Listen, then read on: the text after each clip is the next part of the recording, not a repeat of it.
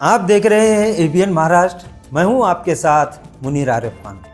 नाजरीन, इस वक्त महाराष्ट्र की सियासत में एक तरह की उथल पुथल चल रही है। वजीर आला के ओहदे को लेकर जहां बीजेपी पूरा जोर लगा रही है, आरएसएस की जानिब से भी गुज़िश्ता में नायब वजीर आला रह चुके देवेंद्र फडणवीस का नाम वजीर आला के लिए मंजूर किया जा चुका है, इस तरह की खबरें भी मिल रही है। तो वहीं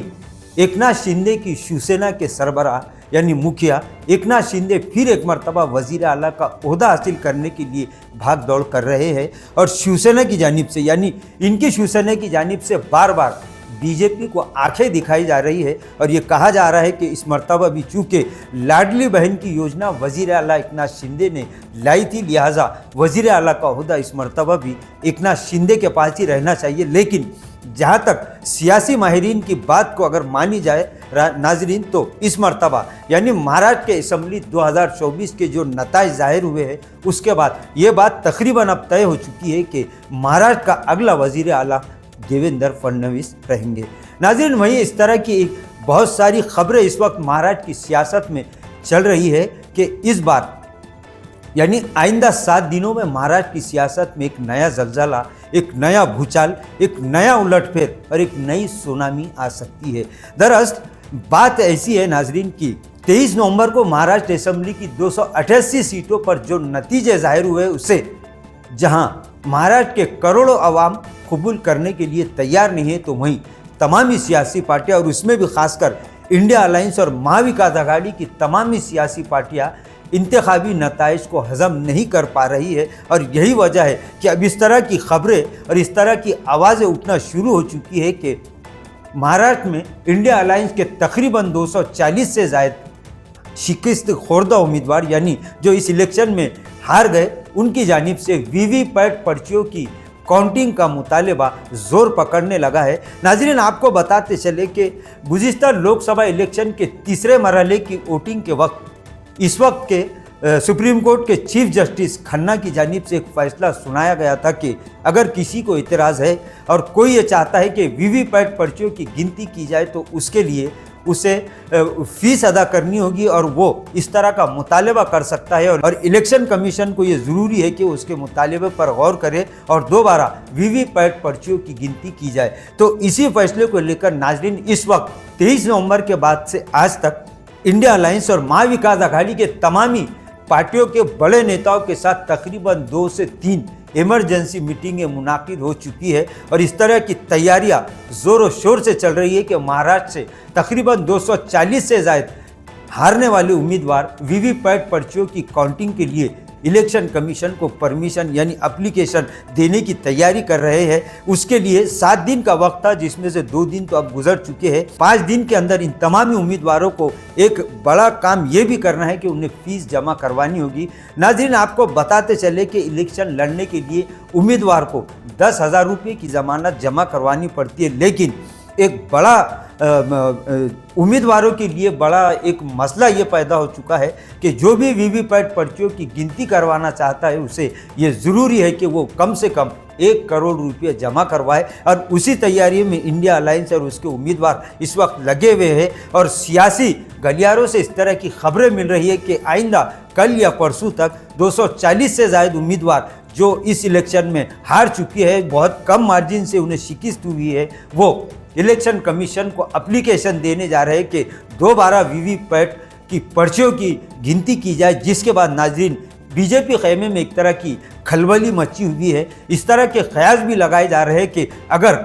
महाराष्ट्र के 240 से ज़ायद हारने वाले उम्मीदवार अगर वीवीपैट पर्चियों की गिनती के लिए एप्लीकेशन दायर करते हैं तो ये सिर्फ महाराष्ट्र ही नहीं बल्कि मुल्क की तारीख में एक पहला और बड़ा तारीखी वाक़या होगा, जिसके बाद सियासी तौर पर एक नया भूचाल आ सकता है, सियासी सुनामी आ सकती है। नाज़रीन, इस तरह की खबरें भी मिल रही हैं कि तकरीबन महाविकास आघाड़ी के जानिब से ये तैयारियां भी चल रही है कि सभी मिलकर मुत्तहिदा तौर पर इस्तीफ़ा देने की भी तैयारी कर रहे हैं, लेकिन इसमें कितनी सच्चाई है ये कहा नहीं जा सकता। लेकिन ये बात तो तय है कि महाविकास आघाड़ी और इंडिया अलायंस के तकरीबन 200 से ज़ायद हारने वाले उम्मीदवार इलेक्शन कमीशन को जल्दी एक एप्लीकेशन और दरखास्त देकर वीवीपैट पर्चियों की गिनती का मुतालबा करने जा रहे हैं और ऐसा लग रहा है कि महाराष्ट्र में कुछ न कुछ ज़रूर होगा। वहीं नाज़रीन, एक बात आपको ये भी बताता चले कि महाविकास आघाड़ी का ये कहना है कि जिस तरह से लोकसभा में महाविकास आघाड़ी के ताल्लुक से महाराष्ट्र में एक सियासी तौर पर एक माहौल बना हुआ था, हालांकि ये माहौल बरकरार था, लेकिन क्या वजह रही कि महाराष्ट्र के असेंबली इलेक्शन में महायुति ने महाविकास आघाड़ी का पूरा सुपड़ा साफ कर दिया। नाजरीन, वहीं महाराष्ट्र की सियासत में बीजेपी इस वक्त सबसे मजबूत और पावरफुल पार्टी बनकर उभर कर आई है। 132 सीटें बीजेपी के पास है, इसलिए ये भी कहा जा रहा है कि चाहे एकनाथ शिंदे हो, चाहे अजीत पवार हो या तमामी महायुति के साथ जितनी भी पार्टियां हैं, उनकी अब इतनी हिम्मत नहीं रही कि वो बीजेपी से आंख में आंख मिलाकर बात करें। बीजेपी जो फैसला करेगी एकनाथ शिंदे और अजीत पवार को उसे हर हाल में कबूल करना ही होगा। वहीं एक वज़ीर आला के ओहदे के लिए इस वक्त भी रसाकशी नाजरीन जारी है। आज या कल में किसी भी वक्त महाराष्ट्र के वज़ीर आला ओहदे की हल्फबर्दारी का प्रोग्राम हो सकता है, जिस पर महाराष्ट्र के करोड़ों आवाम की निगाहें टिकी हुई है। वहीं अगर महाराष्ट्र की दूसरी सबसे बड़ी आबादी मुसलमानों की नाजरीन अगर बात की जाए तो इस वक्त महाराष्ट्र में मुसलमान सियासी तौर पर पूरी तरह से कमज़ोर पड़ते दिखाई दे रहे हैं। महाराष्ट्र में आबादी के एतबार से मुसलमान दूसरी सबसे बड़ी आबादी है, यानी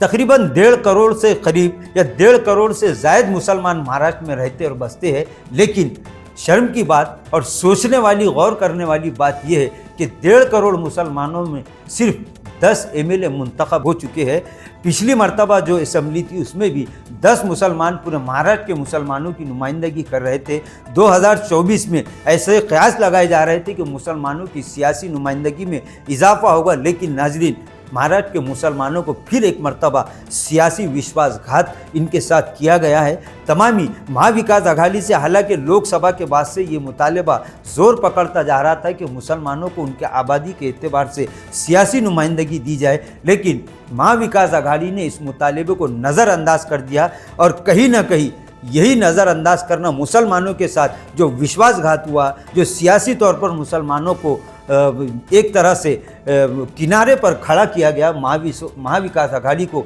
इसका भी बहुत बड़ा नुकसान उठाना पड़ा। वरना कम से कम अगर मुस्लिम उम्मीदवारों को नुमाइंदगी दी जाती तो कम से कम इतना तो ज़रूर होता कि महाराष्ट्र असेंबली 2024 में कम से कम महाविकास आघाड़ी के पास अपोजिशन लीडर बनाने की ताकत होती, क्योंकि इस वक्त महाविकास आघाड़ी इस पोजीशन में है कि उन्हें अपोजिशन लीडर भी नहीं मिल सकता, क्योंकि किसी भी पार्टी को कम से कम 29 MLA मुंतखब करना ज़रूरी था। लेकिन इस बार महाविकास आघाड़ी का महाराष्ट्र की सियासत से पूरी तरह से एक तरह से सुपड़ा साफ हो चुका है और यही बात महाविकास आघाड़ी और इंडिया अलायंस को हजम नहीं हो पा रही है। लिहाजा इसी को लेकर तकरीबन 200 से ज़ायद हारने वाले उम्मीदवार अब इस बात की कशमकश में और इस बात की तैयारियों में जुट चुके हैं कि वो इलेक्शन कमीशन से दोबारा वोटों की गिनती यानी वीवीपैट पर्चियों की गिनती करने का मुतालबा कर सकते हैं। और अगर ऐसा होता है तो नाजरीन महाराष्ट्र की सियासत में एक बड़ा उलटफेर होना तो यकीनी है। नाजरीन, आज के लिए बस इतना ही, फिर मुलाकात होगी कुछ नई वीडियो के साथ। तब तक के लिए हमें इजाज़त दीजिए। अल्लाह हाफिज़।